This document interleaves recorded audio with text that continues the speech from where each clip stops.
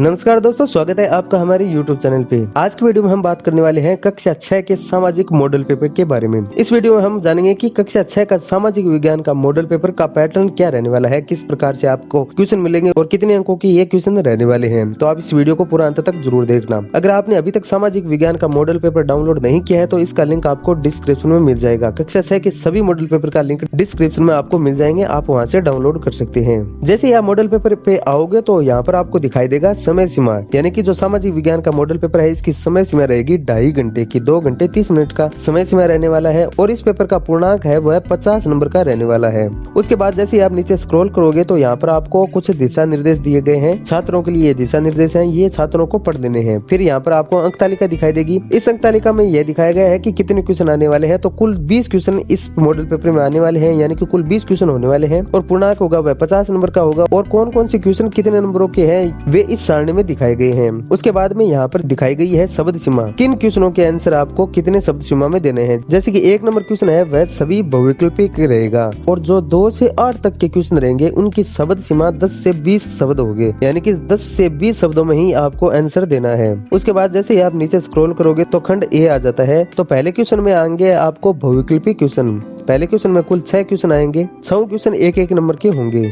उसके बाद में 2 नंबर क्वेश्चन, 3 नंबर क्वेश्चन, 2 से लेकर के 8 तक के क्वेश्चन आपको 1-1 नंबर के रहेंगे। इनकी शब्द सीमा क्या है वह आपको ऊपर सारणी दी गई है उसमें देख लेनी है। उसके बाद में सेक्शन बी आ जाता है।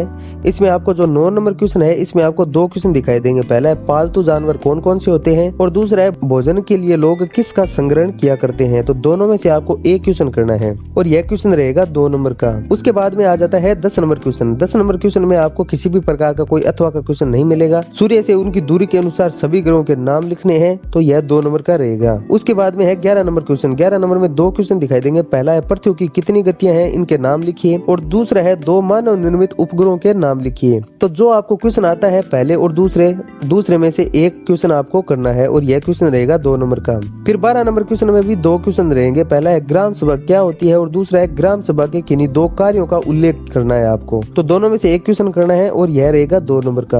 उसके बाद रहेगा 13 नंबर क्वेश्चन। 13 नंबर क्वेश्चन में आपको किसी भी प्रकार का कोई अथवा का क्वेश्चन नहीं मिलेगा। इसमें है अस्पृश्यता से आप क्या समझते हैं, इसकी आपको पूरी व्याख्या करनी है, तो यह 2 नंबर का रहेगा। उसके बाद 14 नंबर क्वेश्चन में आपको 2 क्वेश्चन दिखाई देंगे। पहला है मिस्र में मम्मी क्या है और दूसरा है पिरामिड क्या होते हैं। तो दोनों में से एक का आंसर देना है जो कि आपको रहेगा 3 नंबर का। उसके बाद 15 नंबर क्वेश्चन में भी आपको 2 क्वेश्चन दिखाई देंगे। पहला है ऐसे 3 लेखकों के नाम लिखे जिन्होंने हर्षवर्धन के बारे में लिखा है और दूसरा है महाजनपद के राजाओं ने किले क्यों बनवाए हैं। तो दोनों में से एक का आंसर आपको देना है और यह रहेगा 3 नंबर का। फिर 16 नंबर क्वेश्चन में भी आपको 2 क्वेश्चन दिखाई देंगे। दोनों में से एक क्वेश्चन करना है। पहला क्वेश्चन रहेगा प्रतीक किस प्रकार के मानचित्रों के अध्ययन में सहायक होते हैं और दूसरा है मानचित्र के पैमाने से आप क्या समझते हैं। तो दोनों में से एक क्वेश्चन आपको करना है और यह रहेगा 3 नंबर का क्वेश्चन। उसके बाद 17 नंबर क्वेश्चन में भी आपको 2 क्वेश्चन दिखाई देंगे।